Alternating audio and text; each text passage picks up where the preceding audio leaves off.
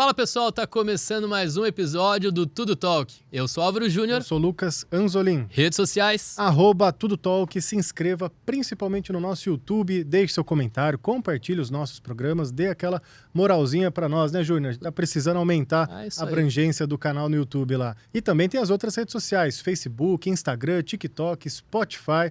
Rede social não falta para você falar com a gente, para você mandar sua mensagem e acompanhar o programa, né? E o programa é ideal para quem é curioso, para quem gosta de vários assuntos, saber um pouquinho de tudo. Quem quiser voltar nos temas anteriores, lá tem bastante coisa legal e bem diversa, né? Isso aí, os nossos apoiadores. Cadê o Ex-Prevent aqui, uma das maiores corretoras de plano de saúde do interior de São Paulo, QR Code na tela. Isso em apenas 1 ano e meio, olha só que belezinha. Bem rápido, né? Cresceram bem rápido e de uma forma sustentável, né? Também. Que é o mais importante. Daqui a pouco a gente fala mais deles. E o nosso Pix tá aqui. O Pix na tela. Quem quiser, puder ajudar o canal, gente, sua ajuda é muito bem-vinda, qualquer valor. Bem-vindo, né? Qualquer valor. Qualquer valor ajuda aqui a manter a pagar essa estrutura, a pagar o salário do nosso diretor, do 06, diretor. A pagar todos os custos aqui e deixar o canal no ar, né? E só falando também da retransmissão. Vai lá, fala hoje você. Rádio Cidade Jundiaí, nosso agradecimento. A gente é retransmitido lá toda terça-feira, né? 8 horas da noite. 8 horas da noite. Isso aí, e qual que é o... 730 AM. E hoje vamos falar de um assunto também bem bacana, bem interessante. Né? A religião 100% brasileira, tá certo ou tá errado? Vai ver com os nossos convidados. Jihad e Camila. Sejam bem-vindos. Muito obrigada. Olá, obrigado, boa tarde. Nós que agradecemos, é uma honra recebê-los aqui. Obrigado por aceitar o convite, falar de um assunto tão bacana, né, quanto a Umbanda, que eu respeito muito, tenho muito carinho. Que legal, a gente que agradece pelo convite, pela oportunidade de falar de uma religião 100% brasileira e principalmente de uma religião que ainda sofre muito preconceito, muito embora tenha crescido demais aí nos últimos anos. Então é muito importante a gente falar e dar voz para que todo mundo saiba, né, possa conhecer um pouquinho mais do que o que é Umbanda, né? Sim. Fala um pouquinho primeiro de você e você também, Camila.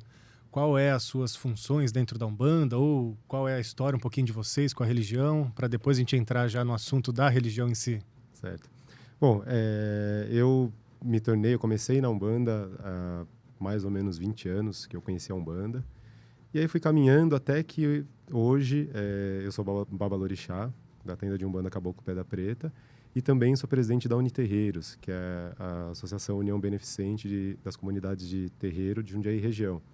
É uma entidade que abrange hoje mais de 250 terreiros e barracões de candomblé em Umbanda, em Jundiaí Região. E foi o ponto de partida para que a gente pudesse voltar a unir as casas, voltar a trazer a comunidade de terreiro para a cena, para os espaços públicos, para que a gente pudesse ter o nosso espaço, para que a gente pudesse ter a nossa voz. Então foi um caminho que foi construído aí ao longo de alguns anos.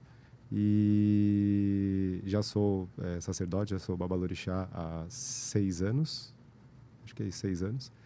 E a gente está aí sempre enfrentando as batalhas, sempre procurando levar um pouquinho do que é a Umbanda para as pessoas conhecerem um pouquinho mais e saberem que qual o movimento que a gente tem dentro da Umbanda, né?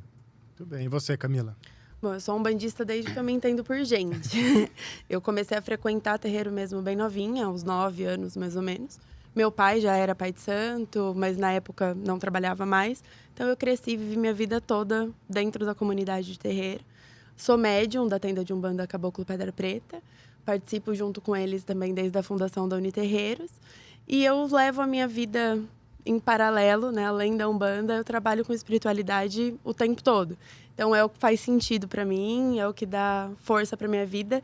Então, qualquer oportunidade que a gente tem para falar o que realmente acontece, porque apesar de ultimamente a visão ser um pouco diferente já, ter muita gente aberta a conhecer mais sobre religião de matriz afro, ainda é um tabu, né? As pessoas imaginam muita coisa que é muito distante do que realmente acontece. Então, eu acho que qualquer oportunidade de mostrar o que é verdadeiro é sempre válida. Então, vamos aproveitar do comecinho, quem vai explicar o que é a Umbanda realmente?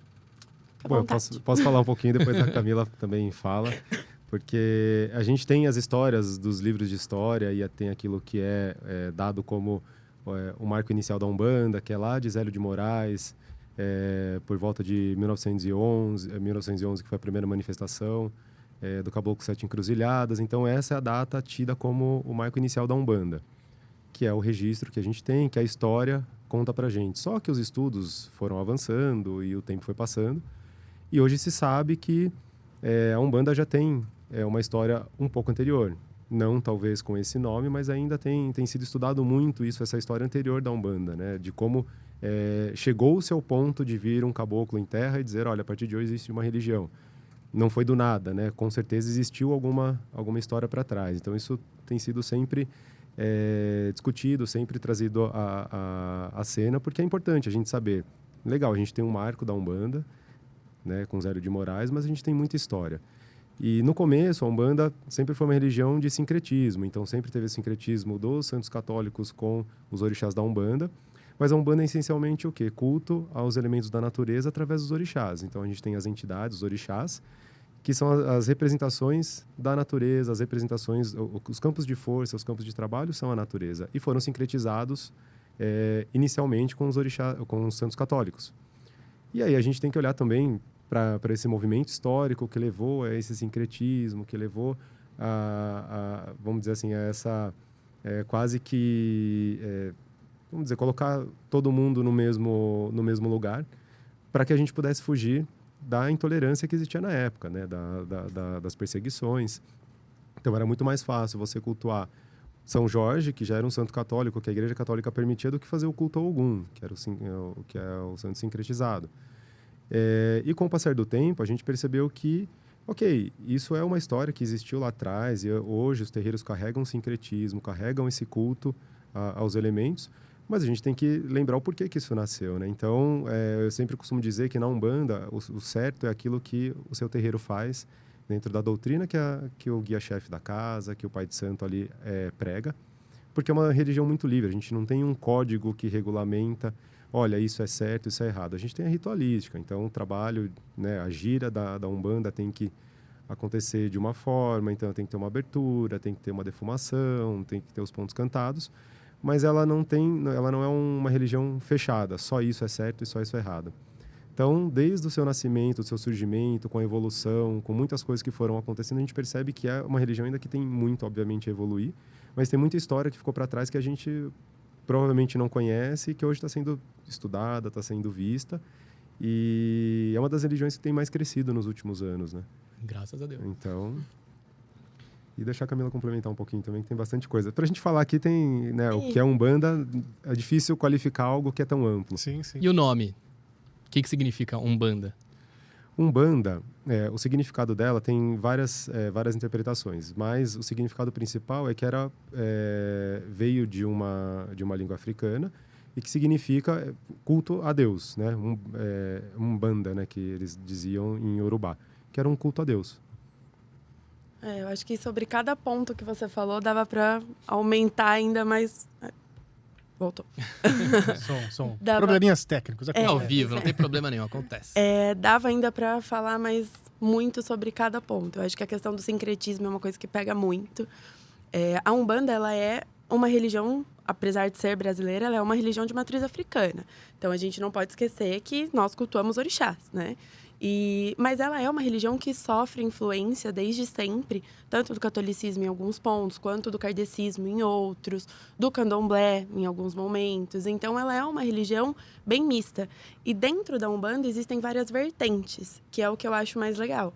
Porque é claro que, né, existe a questão dos bons costumes, o que é legal de ser feito ou não, que a gente entende que tem gente que pratica de uma forma meio tortinha, mas mesmo assim existem várias vertentes e cada um vai, mesmo dentro da mesma religião, a gente tem a Umbanda que era considerada a Umbanda branca, que é a Umbanda tradicional, a Umbanda esotérica, a Umbanda Omolocô, que já sofre mais influência ainda do candomblé. Então, cada terreiro vai ter uma doutrina diferente. Então, a pessoa que se identifica mais com determinada linhagem vai seguir aquele terreiro. Então, eu acho que é uma religião que acolhe todo mundo. Eu acho que isso é o principal para mim da Umbanda. É o que mais me toca. O pessoal confunde muito Umbanda com Candomblé, né? Eles acham que é a mesma coisa. Por que vocês acham isso? A ritualística é parecida? A origem é a mesma? O que Não, é porque eu acho que até muito pouco tempo atrás, muito pouco se dava detalhes sobre religião de matriz afro. Eu vou num terreiro. Ok, e a partir desse momento ninguém sabe o que acontece lá dentro. E é uma religião, eu acho que a semelhança principal é o culto ao orixá. Mas os fundamentos são totalmente diferentes, os cargos são diferentes, a ritualística é diferente. Na Umbanda, principalmente, a gente trabalha com as entidades. Então, a gente presta um atendimento a quem procura o terreiro. No Candomblé, até o que a gente conhece, né? Eles têm as manifestações dos orixás, que não dão atendimento. Então, é um ritual completamente diferente, uma religião totalmente diferente. Só que sempre foi colocado na mesma sacolinha ali. Inclusive, eu acho que muito pelos adeptos da religião. Ou a pessoa fala, eu sou espírita, ou a pessoa fala, eu sou macumbeiro.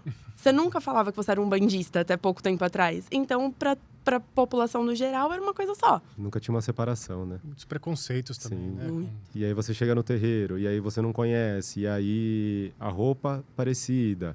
E de repente você foi conhecer um terreiro de Umbanda, que tocava um bandomblé, uma Umbanda homolocô, que tem muita influência de candomblé.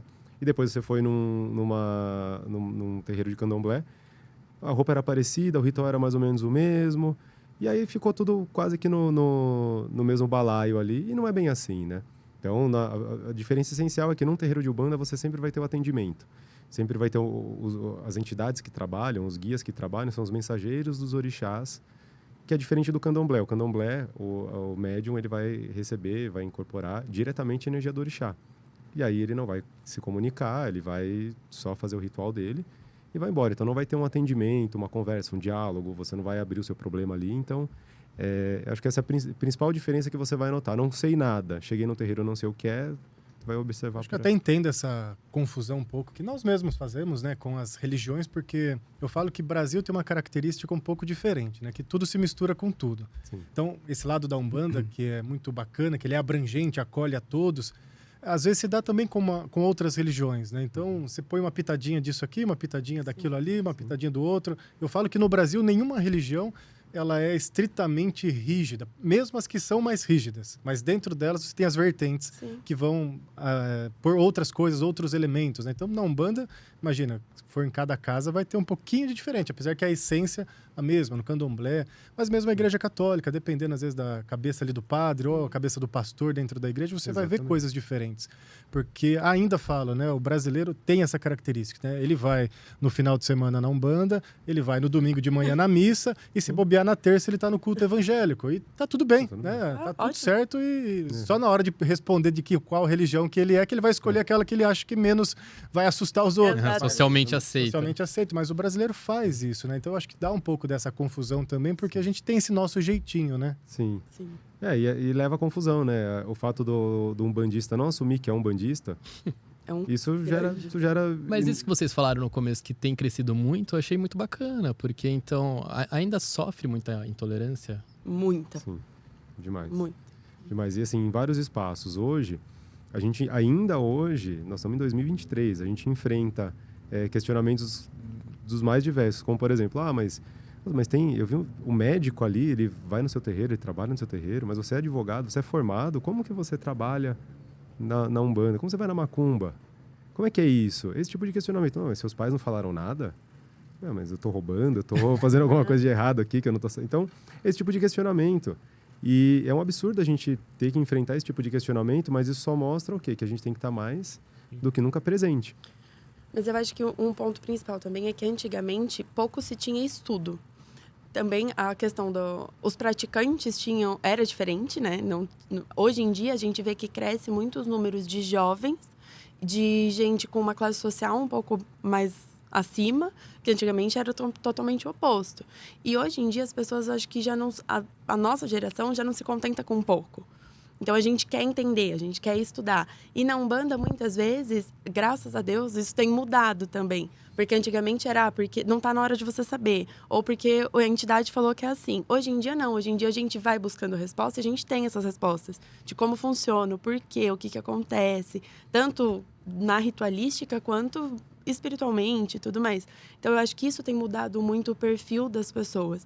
E essa geração mais nova tem tido menos receio de assumir o que é, em todas as áreas da vida, inclusive na religião. Então, eu acho que isso está ajudando a quebrar muita barreira que antes era impossível. Mas, ainda assim, é bem complicado. Deixa eu colocar também uma provocação para a gente pensar junto aqui, né? Porque a gente for olhar historicamente, como você falou, né? A história da Umbanda, ela não vem de hoje, né? Sim. Ela já vem de um bom tempo. E até se for olhar alguns momentos sociais que a Umbanda ela já teve movimentos, né, e momentos de abrangência muito grande. Se a gente pegar, por exemplo, as grandes festas, a Iemanjá já vem de longa data. Sim. A Praia Grande fechava completamente de tanta gente que ia lá. Se pegar no Rio de Janeiro, por exemplo, tem fotos na internet, depois para quem quiser pesquisar, onde o Maracanãzinho está lotado fazendo um culto de Umbanda, as grandes festas, né? Aí me parece que depois isso deu uma esfriada, uma baixada, né? E agora eu vejo que ressurge, aí sim, nessa sua fala, né? Com os jovens, trazendo de novo. O que será? Na minha cabeça eu nunca consegui entender direito. Por que daquele boom que teve lá atrás? Porque eu vejo que lá atrás teve um boom, até com grandes personalidades. Depois deu uma dispersada e agora surge. O que aconteceu, será, nesse meio do caminho? Será que faltou até diálogo entre as próprias casas, as próprias federações, né? Algo nesse sentido? Se pegar de novo, eu não lembro as datas de cabeça, mas acho que em 71 teve lá um grande congresso de Umbanda, até onde surge um dos pontos que foi intitulado o Hino da Umbanda, né? Para mim, são movimentos muito grandiosos, né? Sim. E o que será que aconteceu nesse meio do caminho aí? O que a gente percebe é que se a gente olhar para os momentos políticos do país, e aliado a isso, a uma desinformação, aliado a isso, a falta de comunicação também, que eu acho que isso influenciava demais. E a gente não pode deixar de considerar que a gente passou por um regime militar depois. E tudo isso vinha influenciando na medida em que tudo aquilo que era desconhecido e que não era daquilo que ou eu não tenho conhecimento ou eu não me agrada, eu vou tirar. Então, isso influenciou muito, principalmente a ditadura militar influenciou muito para que tivesse esse movimento de, eu não vou dizer nem de redução de adeptos, mas de redução de pessoas. Uma camuflagem. Uma camuflagem. Aqui foi na ditadura que, por exemplo, as casas se utilizavam do nome Casa Espírita? Sim, foi na época da ditadura. Até pelo seguinte, a Casa Espírita passou a ser tolerada por conta do movimento do Allan Kardec já ter um pouco mais de força, ter um pouco mais de tempo no Brasil. Então, era tolerado como Casa Espírita. Aqui em Jundiaí, se a gente for pensar na história aqui da cidade, a gente teve o Major Mário. Então, nós tivemos um militar comandando um terreiro, que é a Cabana Espírita São Jorge. Cabana Espírita. Cabana Espírita. É a mais antiga de Jundiaí, né? Eu acho que ela e o Pai Bruno, né? Ela, o Pai Bruno, e existe uma outra casa que a gente a gente não tem contato. Que a gente não tem contato, a gente até tentou contato, mas são casas muito antigas, né? Que tem aí mais de 60 anos na cidade. E aí você começa a perceber o quê? Que mesmo essas casas antigas, e aí eu citei a Cabana Espírita São Jorge por conta do Major Mário, que assim, era um militar, que a gente não sabe de toda a história, né? A gente não tem conhecimento de toda a história, mas que foi alguém que bancou o movimento, que falou, olha, aqui vai acontecer. Né? Então, se a gente olhar para isso, quantas pessoas será que não deixaram de praticar a sua fé, de professar a sua fé, por conta desse movimento? Não dá para ignorar.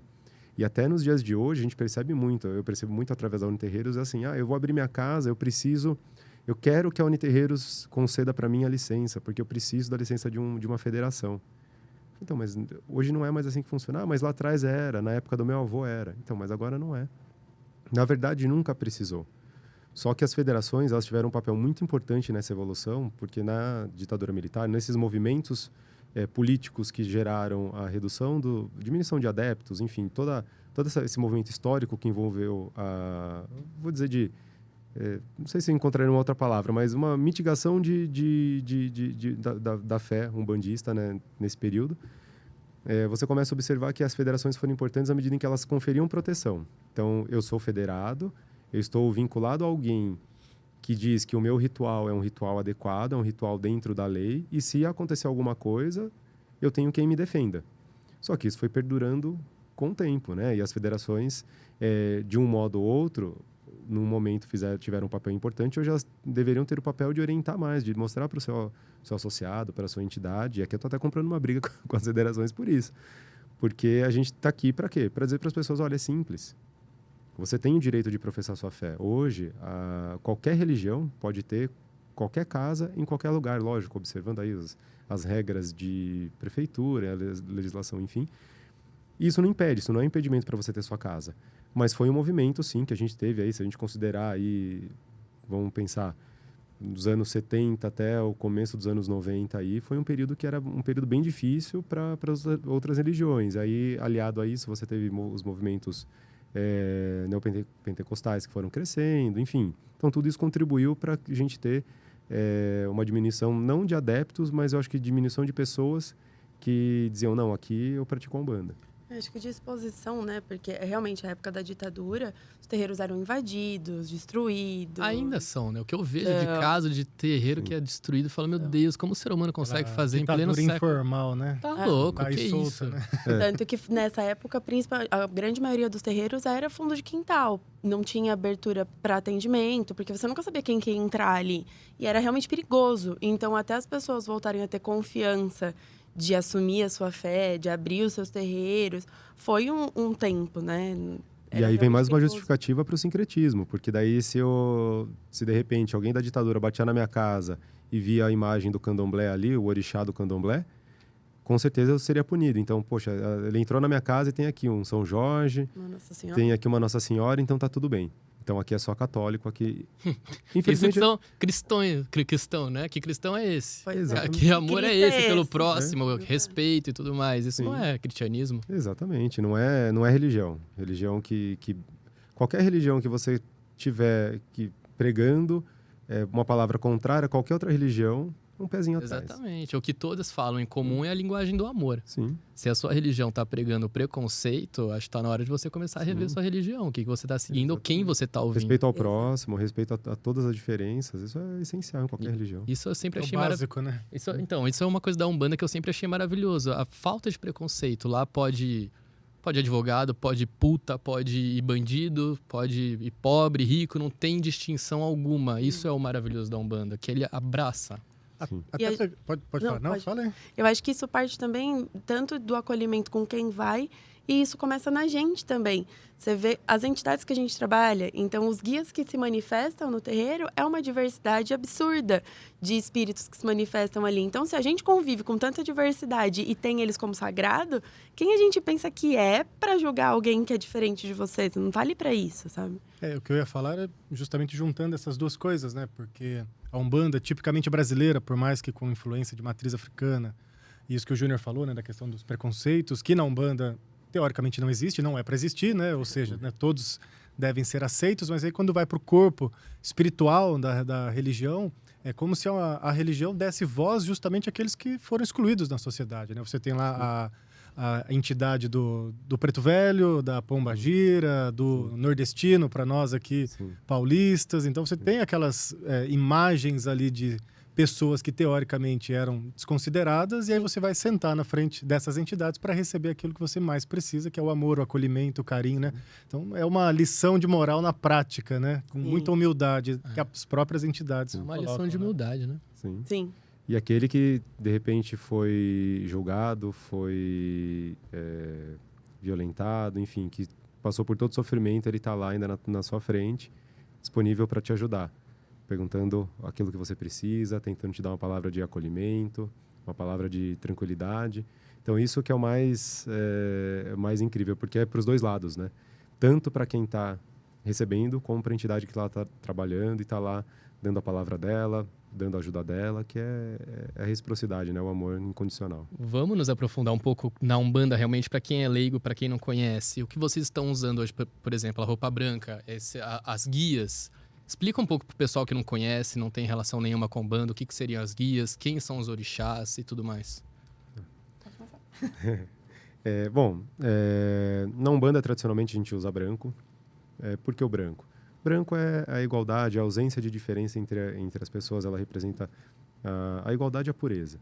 Então, todo mundo de branco, aí vai mudar um pouquinho de casa para casa. Tem casa de Umbanda que vai falar, olha, cada filho vai usar a cor do seu orixá, né? Que é aquele, vamos dizer assim, o orixá que rege a sua cabeça. Então, vão ter essas diferenças essenciais. Mas, basicamente, todo mundo de branco e todo mundo de pé no chão. Que é a simplicidade, que é o respeito à igualdade. As guias que nós usamos, aí também depende muito de casa para casa, depende muito de cada orientação de cada pessoa. A guia que eu estou usando é uma guia que foi feita na minha consagração de Babalorixá, que é para o meu orixá Xangô, que é meu orixá de frente, o orixá da justiça. E a Camila está usando uma guia de Ansã, que é um dos orixás dela também, da coroa. E assim, tem religiões, tem casas que vão ter a diferença até mesmo na cor do mesmo orixá, por conta desse sincretismo. Então, basicamente, os fios que a gente usa, então a gente vai usar branco para Oxalá. Então, sexta-feira é dia de usar branco, dia que a gente respeita o dia de Oxalá. Eu vim bem de preto hoje. Você veio de branco, você já veio ligado, né, Lu? Nem pra falar, vai de branco. Hoje a gente não veio combinando. Tinha que ser eu, né? Tem que ter o contraponto. Nunca que ele ia cometer essa gafe. Tem que Tem que ser eu. Preto é de Exu, preto vale pra todo dia. Tá ótimo. Preto a gente pode usar todo dia. Mas, então, assim, essencialmente é isso. A gente usa branco. Cada orixá vai ter a sua cor, de acordo com a casa.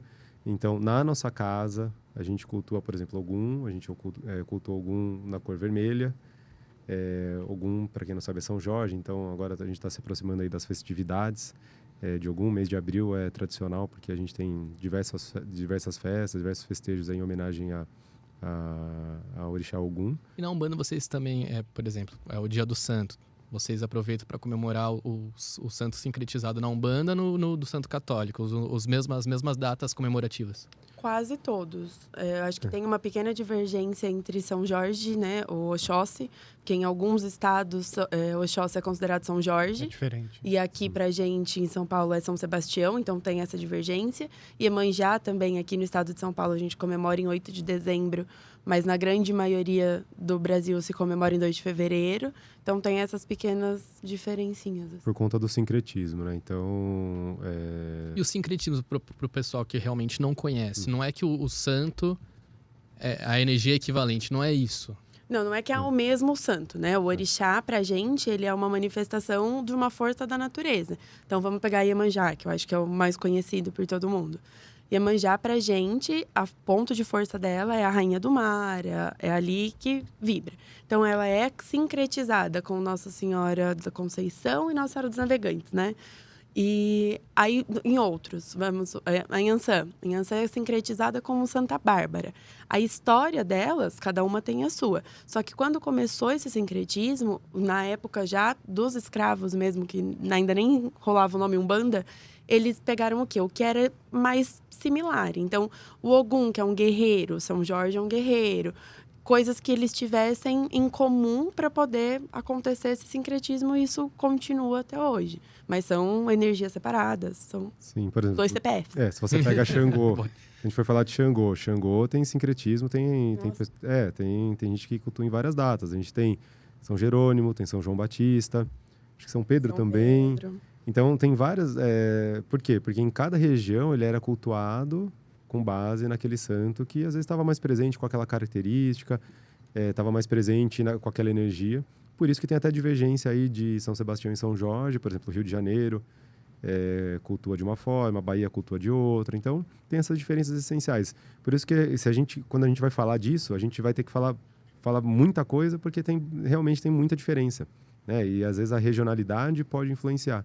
Tem coisa que a gente pode até não saber aqui, não está catalogado, mas numa determinada região pode ter essa influência. Esses detalhes mais, cada casa se organiza junto, provavelmente com as suas entidades, com seus líderes, e entende o que faz mais sentido ou não. Sim. No sentido do sincretismo, da utilização de uma cor, de outra, enfim. Sim. Normalmente a gente acaba seguindo meio que uma hierarquia da casa onde a gente sai, né?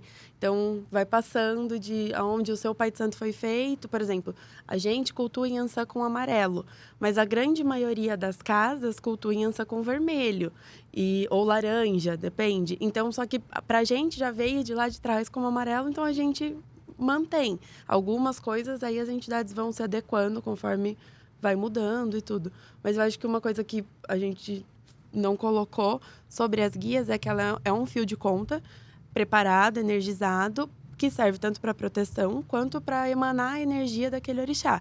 Então, aí vai de acordo com o que for orientado fazer. Então, tem gente que usa a guia no dia a dia como proteção, as guias que a gente usa em terreiro para trabalho são outras, aí tem guia de entidade, que é só para aquela entidade mesmo trabalhar. Mas qualquer pessoa pode usar a guia ou você tem que ser médium, tem que ter sido preparado? Não, pode ser dado de presente?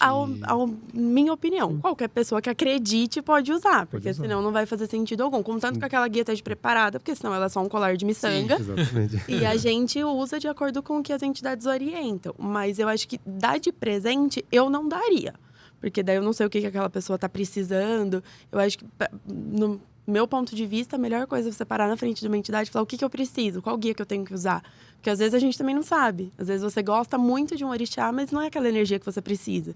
Então, chão de terreiro é sempre o melhor lugar para aprender, não tem jeito. É algo muito individual, né? É. Sim.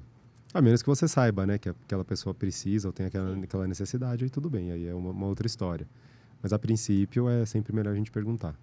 Vamos falar da nossa apoiadora rapidinho? Vamos mudar aqui para Xprevent, então, diretor, rapidinho. Peraí, só ele acordar ali. Aê! Tá ligadão, né? Tá ligadão. Gente, então, para você aí que tem o seu CNPJ, a sua empresa aberta, não tá feliz, tá achando que tá pagando caro, faz, Júnior? que tá pagando dinheiro a mais, né, essa Lucas? empresa aí que tá pagando muito. Procura aqui, ó, a Xprevent, pode apontar o QR Code para sua telinha, faz lá um contato com eles sem compromisso algum, porque eles são especialistas em redução de custo. E também vai dar uma boa assistência, né, na parte dos serviços, que é o mais importante. É, porque ninguém gosta de perder dinheiro, né? Imagina Gastar você é dinheiro à empresário, tá pagando bastante no seu plano de saúde, seus funcionários estão reclamando que na hora de usar o plano de saúde não consegue. Isso é o pior de tudo, é o seu dinheiro indo pro ralo. Eu acho que ninguém está disposto a isso. Também principalmente imagina. Na área da saúde, né? Exatamente. Então, se você quer ser bem atendido, pagar para ter um plano de saúde aí que você com certeza não vai passar dor de cabeça alguma, vai na Xprevent, tá aqui o contatinho. Só fazer um orçamento, só apontar, só consultar. O link também tá na descrição do vídeo, né, Lu? Vídeo sempre, se você não quiser apontar o QR Code, tá aqui, às vezes muita gente assiste pelo celular, não consegue apontar a própria câmera, né? Isso então aí. Entra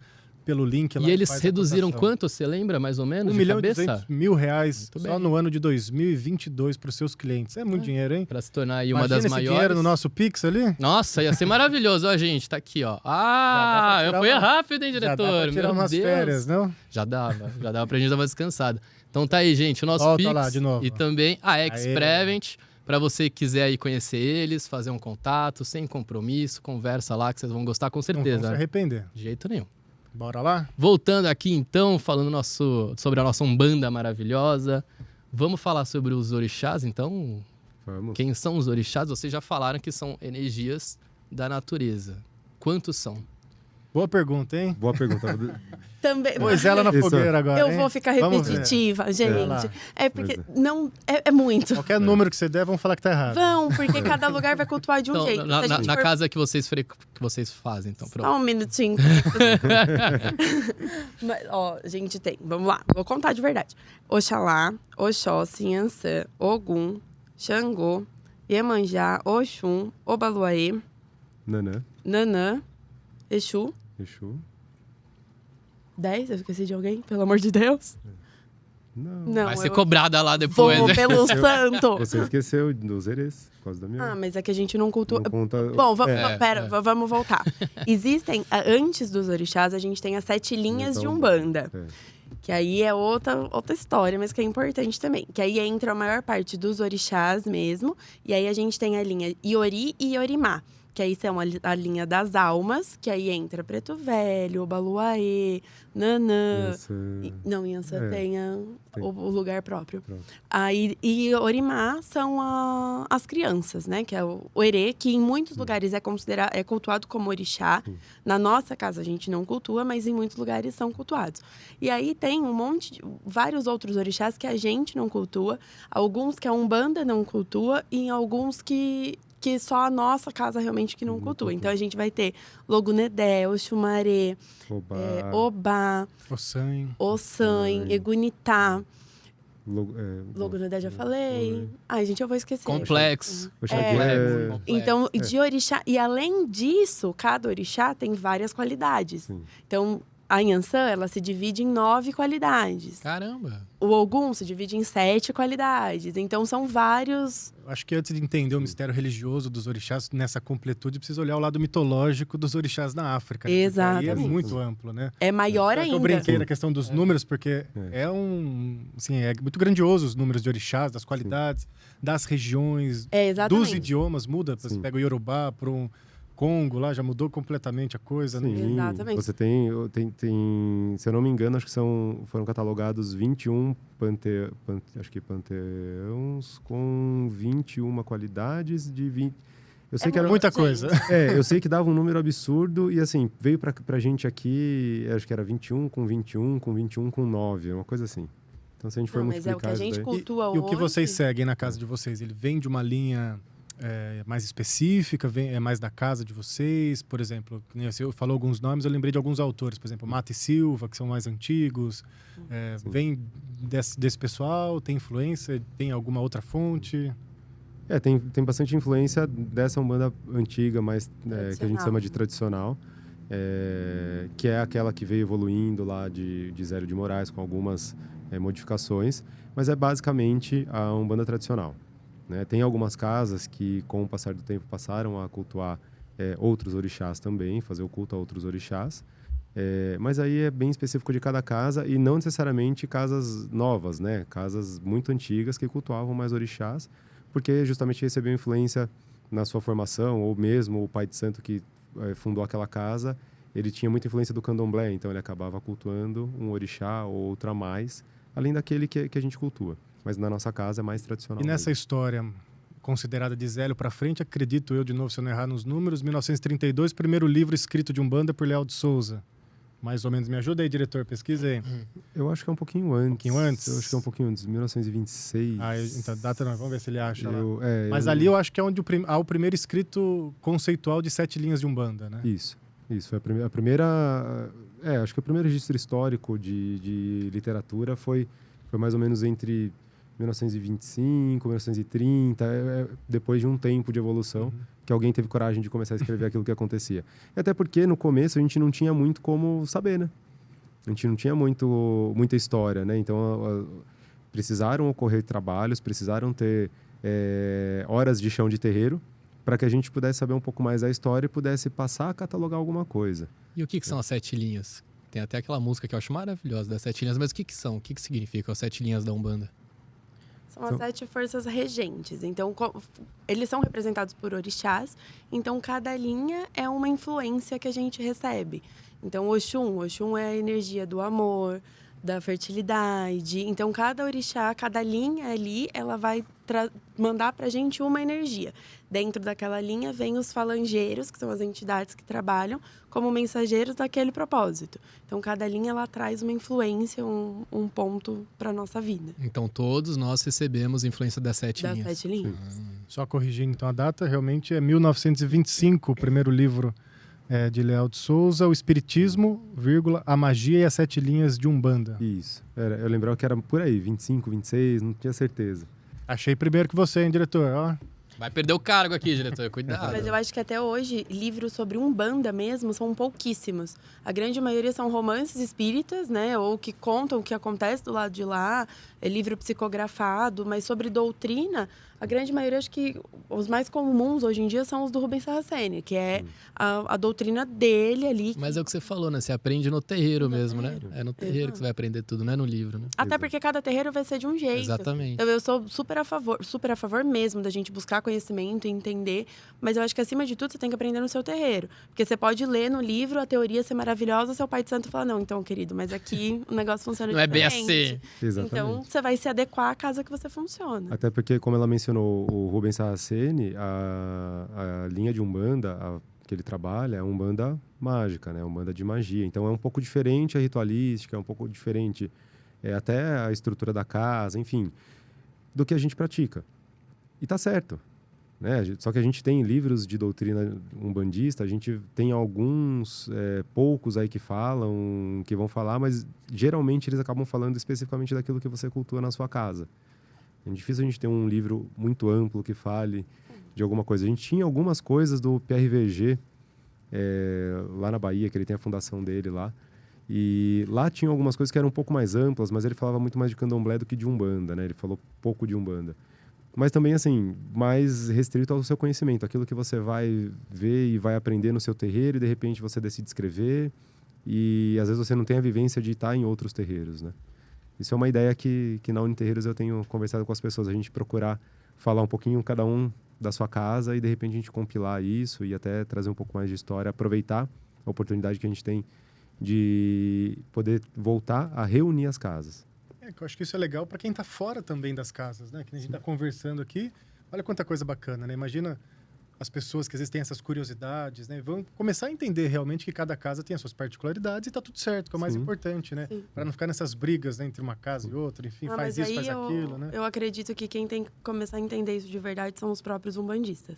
Que tá tudo certo, cada casa ser do seu jeito, porque infelizmente não é assim que funciona na prática, né? Mas eu acho que uma literatura, um ensinamento, principalmente sobre os orixás, sobre as entidades, que aí vai ser válido de qualquer forma. Como a ritualística daquela casa vai funcionar, aí é a nível de conhecimento mesmo. E o pessoal que tá ouvindo, tá assistindo, enfim, que tenha curiosidade, nunca foi para um terreiro, o que ele pode encontrar lá? Como é que funciona a ritualística? Bom, a ritualística de terreiro, como você identifica um terreiro? Então, você vai chegar no terreiro, ele vai ter uma abertura, faz parte do ritual, uma abertura, tem pontos cantados, vai ter uma defumação, vai ter uma incorporação. A defumação, pessoal que não conhece, é para limpeza de energias. Isso, fazer limpeza de energia. Os pontos cantados são como se fossem orações, louvações, saudações aos guias, aos orixás. Pode ser daquela linha de trabalho do dia, pode ser de outro dia, né? Enfim, que seja uma energia necessária ali para casa, para equilibrar. Hoje em dia, até o que a gente já falou há um tempo atrás, é muito mais fácil, você consegue ver tudo o que acontece, as casas estão muito mais abertas, você consegue ter... Eu já fui em terreiro que tinha coisa que ficava dentro de um quartinho, numa cortininha, por quê? Porque era o mistério que tinha ali. E hoje isso não é mais necessário, né? Hoje não tem porquê, né? O encanto, a magia do ritual, ele está no próprio ritual, ele não está naquilo que é feito escondido, ele está ali naquilo que acontece para todo mundo ver. Né? A gente evoluiu, as energias foram evoluindo. Então, você vai ter a defumação, vai ter a incorporação, vai ter o atendimento, ou não. De repente, né, naquele dia pode ser que não tenha atendimento. Depois vai ter o encerramento. Então, essa ritualística básica do terreiro. Mas chegou no terreiro, é o que a gente às vezes costuma dizer. Eu vou pro terreiro, como é que eu faço para ir pro terreiro? Do mesmo jeito que você vai para qualquer templo religioso. Uma roupa adequada, né? Você não vai para a igreja de sunga, de biquíni. É a mesma coisa, num templo religioso. E vai lá de coração aberto, vai lá para receber as energias, né? Receber aquilo que você tá... Você vai receber tudo aquilo na medida em que você estiver disposto a receber. E tem também os dois tipos de gira, a gira da direita e a gira da esquerda. Sim. Pode explicar também um pouquinho pro pessoal? Tem muita gente que tem preconceito com isso. Então, quanto mais luz a gente colocar aqui, gente, melhor. Sim. Vamos aproveitar. Até a gente falar gira da esquerda, gira da direita, também é uma coisa que, poxa... Até que ponto, né, a gente está falando disso? A gente fala para diferenciar, né? Eu gosto mais de falar de gira de Exu e Pombagira e Exu Mirim e as outras giras para a gente diferenciar. E Exu também é um orixá. Exu também é orixá. Falaram. Sim, porque se a gente pensar em algumas casas, a gente tem até as linhas que são neutras, né? Que nem a gente tem linha de baiano, marinheiro, que eu não sei nem se eu podia dizer neutro, mas assim, são linhas que ora podem ser da direita, ora podem ser da esquerda. Eu posso ter o baiano que às vezes trabalha ali na esquerda, né, na linha de Exu. Eu posso ter, às vezes, um marinheiro ou um boiadeiro que vai trabalhar ali na linha de Exu. A gente tem a linha do Oriente, que é a linha dos ciganos, tem muito terreiro que trabalha com a linha do Oriente. Então, a gente falar só direita e esquerda, às vezes... não sei se seria o mais adequado, mas facilita para diferenciar. Mas da mesma forma que você vai para receber as bênçãos e a proteção, na direita ou na esquerda, enfim, a gira de trabalho, ela está ali disponível para você receber, não importa quem seja no dia. Né? Então não tem... Antigamente a gente tinha gente que fechava o congá, mudava o lado, né? O congá é o altar onde tem as imagens. Então você fazia o trabalho no outro lado do terreiro para não ter mistura de energia. Hoje a maioria das casas acho que faz normal, né? Acho que eu conheço acho que uma casa ou outra que deve fazer diferente. Né? Mas seria basicamente... hoje não tem. Na nossa casa não tem... Não vou dizer que tem essa diferença existe a diferença da esquerda e da direita, mas não existe essa diferença assim tão gritante que eu vou chegar lá e vou ficar assustado. Eu acho que principalmente a diferença é o trabalho de cada entidade mesmo. A gente fala que o Exu Orixá é o Orixá que tá lá junto com todos os outros, é o mensageiro, tá lá. O Exu guardião, que é a entidade que se manifesta no terreiro para dar atendimento, a gente costuma falar que, tanto que em muitas casas, principalmente antigamente, chamavam o Exu de compadre e comadre. A gente fala que eles são os nossos melhores amigos, eles são quem vibra mais perto da gente, quem entende melhor os nossos sentimentos. São os padrinhos mágicos. Quase, Cosme e Wanda. Só que eles usam preto e vermelho, não verde e rosa. Mas eles são os que vibram mais perto, eles estão mais próximos da gente o tempo todo. Claro que a gente pode ter um mentor, um preto velho, mas aí é uma vibração diferente, uma energia diferente. Então, o Exu, ele sente mais a nossa vida enquanto encarnados, enquanto humanos.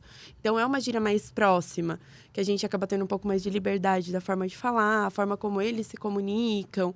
Então, inclusive, as imagens de Exu, da forma que elas são hoje, com chifre, rabo e tudo mais, elas começaram a ser mais comercializadas na época da ditadura. Porque as casas que não se esconderam procuraram enfrentar. Então, eles colocavam um demônio na porta na busca de amedrontar as pessoas. Por isso que hoje é muito associado ao Exu sendo o diabo. Ao diabo. Exatamente. Mas não é. Eu sou suspeita, porque eu sou apaixonada pela gira de Exu e Pombagira. Mas eles são os nossos melhores amigos. São os que vibram mais próximos da gente, realmente. Então, a energia de limpeza, de descarrego deles é mais forte, muitas vezes. Quem põe a mão na massa são Exatamente. Exatamente, o trabalho sujo deles. Exatamente. Então seria mais ou menos, essa diferença essencial, mas de culto, ritualística, é a mesma coisa. Né? E das entidades, assim, tem alguma que as pessoas acabam gostando mais? Que nem você falou do Exu, né? Poxa, eu tenho suspeita pra falar. Exu e Pombagira. Trabalho... Lota, né, à noite, quando é Exu e Pombagira, meu Deus! Trabalho de Exu e Pombagira e trabalho de Herê, festa de Herê. São dois contrapontos. Que festa de Cosme e Damião brota gente, que você não sabe de onde que eles vieram, eles nunca mais vão voltar, mas eles estão lá na festa de Cosme e Damião. O Preto Velho também, ele é muito popular aqui no Brasil, né? Não sei por questão cultural, a gente vê, acho que muito também em novela, né? Citando o Preto Velho. Por que vocês acham isso? Tem um carinho pelo... É que eles são maravilhosos, gente. A hora que a gente conversa com o Preto Velho, ele acolhe. O amor, o acolhimento, a sabedoria deles realmente é encantadora. São os psicólogos da Umbanda, né? Que vão te dar orientação, que vão saber te ouvir, vão saber te orientar ali, te dar o norte das questões que você tem necessidade. Eu acho que também isso tem um pouco a ver com a nossa herança também, né? Com a nossa origem. Então, não tem nem palavras assim para explicar. Energia. Só sentando no banco ali na frente e recebendo a energia. Mas eu acho que de questão de preferência é muito relativo, né? Exu e Pombagira é disparado. Os pops. Muitas vezes por motivos errados, inclusive, mas eles são bem populares. Gira de Malandro também, né? O seu Zé é bem conhecido, todo mundo quer falar com o Zé Pilintra. Aí tem Caboclo, tem gente que ama, tem gente que odeia. É muito da energia que aquilo passa. Então, é você indo e vendo o que você realmente se identifica. Cada grupo de entidade, né? Preto Velho, Baiano, que você falou, Zé Pilintra, eles trabalham mais especificamente algo nas pessoas? Alguma característica diferente? Que você falou, o psicólogo é o Preto Velho. E as outras entidades, assim, elas acabam trazendo uma característica mais marcante? Tem algumas entidades que vão, sim, trabalhar. Então, boiadeiro, que tem gira de boiadeiro. No sábado, na nossa casa, gira de boiadeiro. Então, o boiadeiro vai trabalhar o caminho, vai trabalhar o acolhimento, pode trabalhar algumas outras questões relacionadas a mesmo trabalho. Então, assim, cada gira vai ter, cada linha de trabalho vai ter, sim, a sua especificidade, mas tem também... ela não vai deixar de te atender num dia... hoje é dia, sei lá, de marinheiro. E eu vim aqui para buscar a cura. Tem os marinheiros que vão trabalhar. Então, dentro... A entidade não vai falar, não quero trabalhar hoje. Esse problema eu não quero para mim. Ele não vai fazer isso. Então... E também tem a questão que, assim, normalmente cada linha, né, cada grupo ali, vai ter uma área de atuação, mas cada entidade também, ela pode trabalhar sob a influência de um outro orixá. Então, a gente pode ter ali um caboclo, um caboclo de Ogum, que trabalha além do Ogum com a influência de Iemanjá. Tem a Preta Velha, que trabalha na vibração de Oxum, na vibração de Ogum. Então, apesar deles estarem ali naquele grupo, cada entidade vai ter uma energia diferente, uma forma de te passar aquilo diferente, porque é a vibração que ele carrega, né? Sim, aí ele vai ter a sua vibração e aí, consequentemente, ele vai poder te ajudar com coisas além daquilo que está... E vamos pensar o seguinte, gente, é um trabalho espiritual. Todo mundo que está lá vai estar lá por algum motivo. E, seja o que for. É dia de Exu e Pombagira, as pessoas acham que gira de Exu e Pombagira é só para falar de amor e de dinheiro. E não é isso. Se você tá lá naquele dia, não importa a gira que seja, porque aquilo que você tá para cuidar, que você quer resolver, que você decidiu resolver, enfim, a orientação que você vai receber é aquilo que você precisa. O médium que você vai passar, que vai te atender, com a entidade que está trabalhando com o médium, é aquela exatamente perfeita para resolver aquilo que tem que ser resolvido.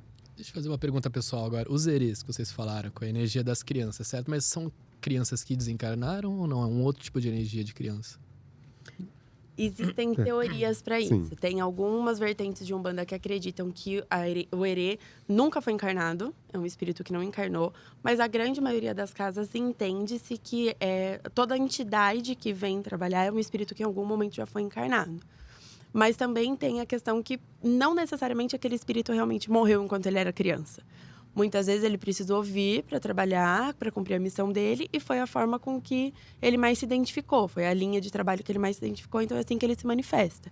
Mas existem essas duas interpretações. Isso é para todas as entidades, tá? Não é porque é um preto velho que necessariamente ele foi um preto velho na última encarnação dele. É simplesmente a roupagem que ele usou para usar. Ou, de repente, é uma das encarnações que ele teve, ele escolheu para atuar naquela linha de trabalho e tá tudo bem. Então, não é porque é herê que necessariamente morreu criança, ou é uma criança. Pode ser um espírito que já viveu, morreu adulto, morreu velho, mas escolheu a linha para trabalhar. E falando de Umbanda, eu acho que é interessante também falar nas crenças que vocês têm, né? Então, vocês creem na reencarnação também. Sim. Que mais, assim, que se assemelha das religiões que a gente vê aqui no Brasil, como kardecismo, e o que difere também do catolicismo, por exemplo? Os pontos em comum e os pontos que diferem. Para entender um pouco mais sobre as crenças. Bom, essencialmente assim, a crença umbandista, e aí também a gente vai ter um pouco de divergência também nisso, porque a Umbanda, ela acredita em Jesus.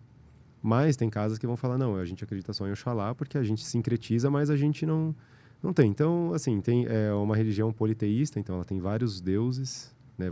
Os orixás são os deuses que a gente acredita. Então, é diferente do, por exemplo, o kardecismo, ele nunca diz que é uma religião monoteísta. Né? Muitas religiões a maioria, acho que das religiões que a gente tem aqui em comparação, são monoteístas. Então, quando a gente fala, acho que a principal diferença seria essa, né? O politeísmo é uma religião de mais liberdade, uma religião de mais acolhimento. Não vou dizer de mais acolhimento, mas de um acolhimento diferente dessas diferenças. Tem uma ritualística própria. Então, quando a gente fala do catolicismo, o catolicismo tem defumação. Né? O padre vai lá na igreja e defuma as pessoas. Né? Tem a palavra. O evangélico tem lá, quando ele fala em línguas, então, de repente, ele pode não reconhecer como uma incorporação, mas é uma manifestação espiritual. Né? Então, na Umbanda, a gente tem as manifestações espirituais, tem o atendimento para as pessoas. Então, acho que, basicamente, se a gente for pontuar aqui todas as diferenças que a gente tem bastante coisa para falar. Acho que, essencialmente, seria isso, o politeísmo e a crença em vários deuses, a crença nos elementos da natureza, nas ervas. Umbanda são os elementos da natureza e as ervas. Né? Então, tudo que a gente tem para ser resolvido, para ser trabalhado, a gente trabalha com os elementos da natureza e com as ervas. É ali que está a nossa força e a nossa essência. E para quem quer entender mais, né, que nem você falou agora, que hoje o estudo está muito mais disponível e aberto nas casas, né? Existe uma formação para ser médium, existem cursos, existem apenas palestras para quem é leigo e quer entender. Como que funciona? Como é que está nas casas aí, pegando a Uniterreiros nesse sentido de estudos? Hoje a gente não tem ainda não existe existem fora cursos online, existem até cursos de formação de sacerdote, enfim. Tem aí bastante coisa. Aqui em Jundiaí, com a Uniterreiros, a gente tem algumas casas que, dentro da sua regra de... Então, você frequenta a casa e decidiu fazer parte da corrente, entrar para ser do corpo de médiuns. Então, antes de entrar, você vai ter um curso. Justamente por essa diferença de ritualística de cada casa, cada casa vai ter o seu curso, vai ter a sua... não vou nem dizer formação, mas na nossa casa nós temos isso. O médium, ele entra para a corrente, ele passa a fazer parte do corpo mediúnico e depois a gente tem um curso para passar as principais regras da casa, o que pode, o que não pode, quais são os principais pontos de cada casa. Mas isso é uma coisa que a gente tem batalhado bastante, que a gente tem conversado bastante, né, sobre essa necessidade da gente falar um pouco mais, de ter coisas mais além disso, né? Eu acho que em questão de formação, de desenvolvimento, existem cursos, hoje em dia a gente vê por aí, tem curso de desenvolvimento online, mas eu acho que não, na minha visão, não é a melhor forma de se desenvolver, né? O desenvolvimento mediúnico acontece dentro do terreiro. E a nível de estudo, tem bastante coisa, bastante informação que dá para você buscar, mas ainda assim, por ser uma religião tão ampla, eu acho que o que fica de conselho é busque informação, filtre essas informações, porque você vai encontrar de tudo, internet, em livro, em qualquer coisa. Frequente uma casa, escolha uma casa com a qual você se identifica e aprenda ali dentro. Muita coisa a gente aprende fora, leva, questiona dentro da sua casa, né, da casa que você frequenta, não necessariamente que você trabalha, mas o desenvolvimento, para mim, tem que acontecer dentro do terreiro mesmo. Mas eu acho que a gente precisa começar a ter um pouco mais de palestra, de curso, de qualquer coisa, que comece pelo básico mesmo, porque o que pra gente é óbvio, né, pra quem não frequenta, é novidade. Então, começar a abrir um pouco mais, trazer um pouco mais de informação para as pessoas. E buscar sempre conhecimento, né? Isso é essencial. Tem muitas pessoas que sofrem, né, com a questão da mediunidade, ou de sensibilidade, ou de percepções que às vezes elas não entendem. A Umbanda seria um bom caminho para auxiliar essas pessoas, tanto a entender quanto talvez até para praticar isso de uma forma saudável? Sim, quanto a escolher também, né? Porque é o que a gente fala. Antigamente tinha aquela coisa de que você tem a sua missão, se você não cumprir, você vai ser punido. A Umbanda é uma religião livre, ela respeita, acima de tudo, o seu livre-arbítrio. Então, se você chegar lá e falar, olha, beleza, eu escolhi lá atrás que eu ia fazer isso, mas agora eu decidi que eu não quero mais. Então, a mediunidade, ela, em momento algum, ela tem que ser um fardo para você carregar, ela tem que te fazer mal. Até porque, se for parar para pensar, todo mundo é médium. Cada um trabalha isso de uma forma. Mas nessas questões da pessoa ser mais sensível e tá começando a te atrapalhar, e ela decidir que, não, eu não quero viver isso, eu não quero desenvolver, dentro do terreiro, a entidade pode falar, então tá bom, então a gente vai fazer alguma coisa, de passar um banho, de acender uma vela, fazer alguma coisa para que você sinta menos, para que isso não seja um problema para você, porque não tem que ser, né? Exatamente, tem que ser leve, tem que ser fácil, não é para...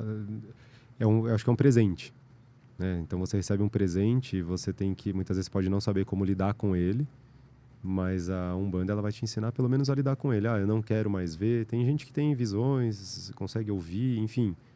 A Umbanda vai poder te ajudar a lidar com esse presente, a lidar com essa situação e tornar isso mais leve. Perguntas batidas, mas acho importante, né? Já que a gente está mas tá desmistificando aqui, assim. Umbanda cobra? Não. Umbanda faz coisa do mal? Não. Sacrifício com animal? Não. Que mais que a pessoa O que faz? também é uma coisa que precisa ser desmistificada, porque Sim. a gente tem essa história de o sacrifício, que absurdo, né? Mas no candomblé o sacrifício é usado com fundamento. Então, da mesma forma que o bife que você come, alguém matou, aquele bicho que foi matado para um ritual, aquela carne é servida de volta em comida. É mais sagrado do que a que a gente come. Porque ela foi criada para aquilo de uma forma não sei saudável. porque eu não participo do candomblé, mas assim, do que eu já ouvi falar de algumas pessoas, eles não desperdiçam nada. Não né? desperdiça Tudo nada. é proveito ali. Exatamente, até porque o bicho, quando ele morre pro orixá, é como se qualquer partícula dele fosse parte do orixá. Então, você não vai desperdiçar nada daquilo. Então, a pena vai servir para uma coisa, o couro vai servir para outra, a carne vira comida. Não tem essas entregas que a gente vê na rua, isso não é Umbanda, isso não é candomblé, isso é gente que não tem o que fazer. Exatamente. Aí é fora daquilo que é realmente, de fato, a religião e que daí é o candomblé. Tá? A Umbanda não tem sacrifício animal, mas quando tem o terreiro que faz o sacrifício, ele tem um fundamento. E é justamente o que a Camila falou, é 100% aproveitado. Trazer o amor de volta em 3 dias? Não. Não garantem? A pombagira não garante? Não garante, né? Que Não mais? Exu é o diabo? Exu, o diabo. Não. Fala um pouquinho. Chuta que é macumba? O que é a macumba, gente? Macumba é um instrumento musical. Só, gente, tá Sim, vendo? sim. Para de ignorância, né? O povo é muito ignorante. Aproveitando dentro dessas perguntas, você falou das oferendas, né? Também tem os seus fundamentos, né? Sim. Sim. Que é diferente disso que você falou que às vezes a gente encontra aí. Sim, a oferenda, o orixá tem, mas ainda assim também é um trabalho que a gente tem feito ultimamente, que graças a Deus muitas casas já aderiram também, de mudar um pouquinho. Porque Oxóssi é o rei das matas. Então a gente entende que a mata é uma representação de Oxóssi. Eu quero agradar ele. Eu vou lá, vou colocar fruta, milho, mandioca, que é o que ele gosta. E eu vou largar lá podre? Se alguém chegasse na minha casa e me colocasse um prato de comida podre no meio da minha sala, eu ia ficar, no mínimo, muito brava com a pessoa. Então, não faz sentido mais pra gente. Então, você tá indo lá, você tá sujando a casa do orixá. Então, a gente tem feito muito esse trabalho de conscientização também, né? De... Igual a Iemanjá, que fazia um barquinho. Não, o dia O depois... perfume. Tem até aquelas sátiras, né, na internet, né? Devolve. Aqueles perfume vagabundo que devolve. Devolve. Mas é interessante que nessa linha do que a Camila falou, a gente fez um trabalho em parceria com a Prefeitura Municipal de Jundiaí, na Serra do Japi. Nós fizemos um trabalho de orientação, contemplando aí mais de 130 pais de santo na época. Nós levamos todo mundo para a Serra do Japi, chamamos a comunidade, a Polícia Militar, a Guarda Municipal, para a gente poder esclarecer o que é. Chamamos biólogos, chamamos ambientalistas, para que as pessoas pudessem entender realmente o que é a religião, qual é o papel da religião, e é justamente isso que a gente acabou de falar. Eu vou te presentear, eu vou te cultuar, e vou sujar tua casa, eu vou sujar aquilo que me dá força, não faz sentido. Então, foi a partir disso que a gente começou até levar os questionamentos. Existe hoje uma discussão para que haja um espaço próprio, apropriado, né, para os trabalhos e para os rituais na mata. 100% limpo, 100% sem deixar sujeira, não pode acender vela na serra. Ah, mas a legislação... Gente, é só a gente pensar um pouquinho. Não precisa ir muito longe. Eu vou acender a vela e deixar a vela queimando no meio do mato seco no mês de junho. Não faz Pelo sentido. amor de Deus, né? E a gente já viu absurdos. Então, Pegar fogo. E é essa evolução, essa conversa que a gente tem que ter, e o papel da Uniterreiros é justamente esse, de se aproximar do poder público e fazer esse elo entre o poder público e as casas de religião de matriz africana, para que a gente leve tanto conhecimento e leve entendimento. Porque muitas vezes o pai de santo ele não consegue entender aquilo que a prefeitura está dizendo, e a prefeitura às vezes não consegue entender qual que é a demanda da casa. Então, chamar todo mundo para conversar, vamos colocar aqui na mesa qual que é a nossa demanda, a nossa pretensão. Pô, isso é fantástico, cara. Isso tira todo mundo da ignorância, mostra para a prefeitura que a gente não faz isso, que a Umbanda, o Candomblé não faz aquilo que eles estão vendo lá. Não dá prejuízo para a prefeitura ter que ficar limpando a serra. Né? E, por outro lado, mostra para o sacerdote... É até deselegante para os recolhedores de lixo, né? Sim. Porque você está deixando um lixo exposto ali, né? Depois de tudo que foi feito, aí tem que lembrar que alguém vai tirar aquilo dali. Sim, exatamente. Então, falta de respeito. Então, poxa, por que a gente não pode mudar a nossa mentalidade e falar, será que eu estou realmente fazendo do jeito certo? Vamos procurar todo mundo se entender aqui qual que é o melhor caminho? Então, isso é fundamental. E né? você acha que é possível na região surgir algo pelo menos parecido com um santuário de Umbanda que tem em São André, São Bernardo, né? Isso. Sim, com certeza, absolutamente possível. Temos diversas áreas aí disponíveis para isso, e essa conversa já tem caminhado, e é bem nesse sentido, de ter um espaço apropriado em que você possa ir lá, fazer o seu trabalho, o seu ritual, a sua louvação ao orixá. Terminou tudo, junta suas coisas, vai para sua casa, não deixa sujeira, cuida do espaço, zela pela natureza, e tá tudo bem. E aí todo mundo ganha com isso. Isso que é fundamental. Que papo gostoso, hein, Lu? Né? Oxe, é bom, né? É bom a gente trazer luz para a ignorância, né? Às vezes as pessoas têm certas atitudes, mas é porque não conhecem. Então, a gente trazendo esse assunto à tona, quem sabe as coisas não melhoram, né? Sim, é o objetivo, né? O objetivo é sempre clarear e trazer informação naquilo que a gente não sabe tudo, né? Então, tudo que a gente puder compartilhar de informação, de aprender. Qualquer bate-papo a gente sempre aprende, né? A gente aqui está aprendendo, então isso é fundamental. Mais amor, por favor. E uma perguntinha agora também para os três. Me responde depois também no final. O que você mais gosta? Se tivesse que escolher uma coisa dentro da Umbanda, lá dentro da sua casa, o que você mais gosta? Da ritualística, de tudo ali? Com certeza a corimba, né? O canto, a música, isso é inquestionável. E a Camila? Dentro da Da casa, isso, Eu não sei falar especificamente da casa, porque pra mim a fala Umbanda é a religião, independente da casa. Nossa. Eu acho que pra mim, primeiro, a vantagem de todo umbandista é que a gente nunca tá sozinho. Então você pode estar na pior situação emocional, física, qualquer coisa, você sabe que você tem as melhores pessoas ao seu lado o tempo todo. E isso pra mim é fantástico. E é o acolhimento. Eu sou uma eterna defensora dos direitos das pessoas, das minorias e tudo mais. Então esse acolhimento que a Umbanda proporciona, pra mim, é o maior diferencial que tem. E é o que me encanta. E você, Júnior? Agora eu ia falar com o alimento, ela já falou. Daí parece que eu tô copiando, né? Escolhe alguma outra coisa ritualística ou de estar no ambiente lá.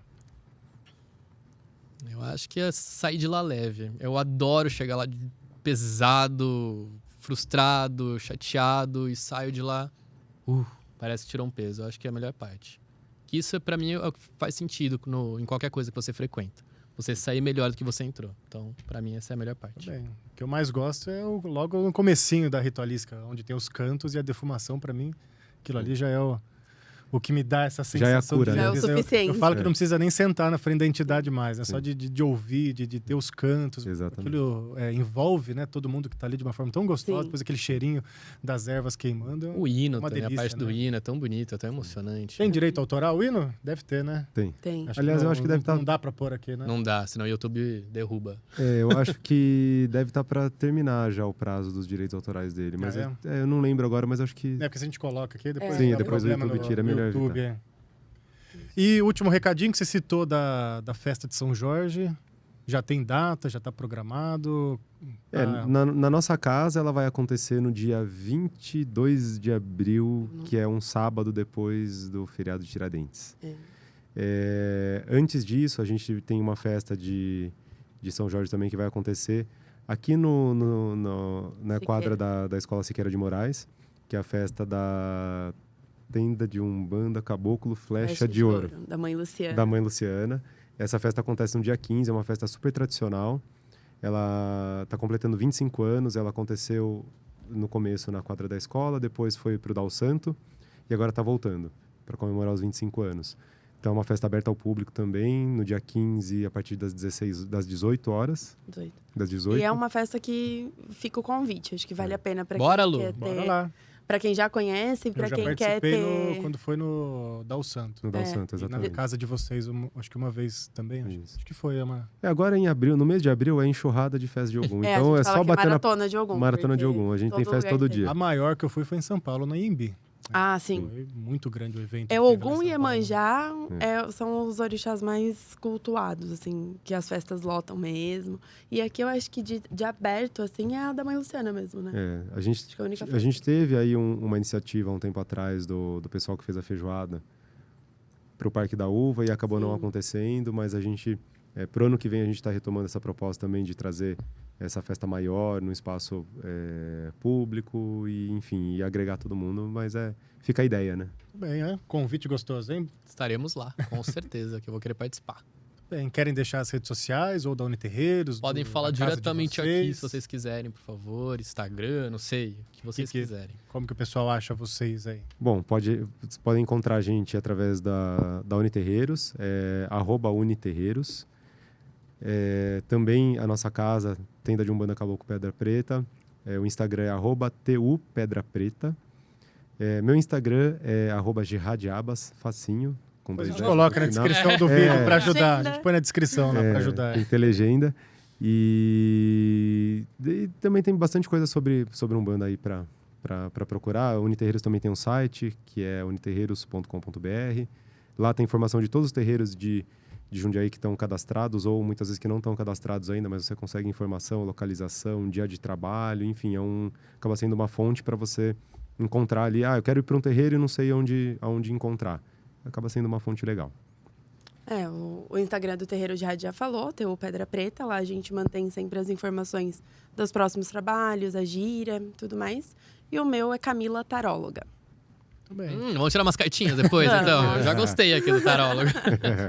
E as nossas redes sociais, Júnior? Pode Tudo Toque, Instagram e o resto @Tudo Toque, vai achar a gente lá. Tá onde? Spotify, TikTok, tá YouTube, Facebook, Instagram. TikTok, tem tudo, não tem desculpa, gente. Todo lugar. E agradecer a X-Prevent, nosso apoiador, lembrando, uma das maiores corretoras de plano de saúde do interior de São Paulo. Entra lá, e se não entrou ainda, põe a câmera no QR Code ou no link na descrição do vídeo e faça o seu orçamento. E o nosso Pix tá aí, quem puder e quiser apoiar o canal, tá aí, gente, não custa nada, né? Vamos colaborar, né? E a gente se vê aí. Beijos! Tchau, beijo.